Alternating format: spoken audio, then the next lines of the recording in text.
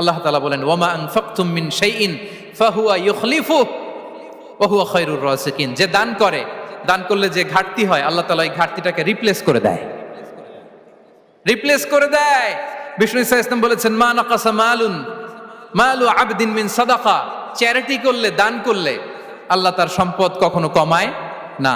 প্রতিদিন সকালবেলা দুজন ফেরেশতা নেমে বলতে থাকে আল্লাহুম্মা আ'তি মুনফিকান খালাফা, আল্লাহুম্মা আ'তি মুমসিকান চালাফা। ফেরেশতা দুজন বলে আল্লাহ যে দান করলো, দানের কারণে যে ঘাটতিটা হলো এটা তুমি মেক আপ করে দাও, এটা তোমার পক্ষ থেকে বারাকা দিয়ে রিপ্লেস করে দাও।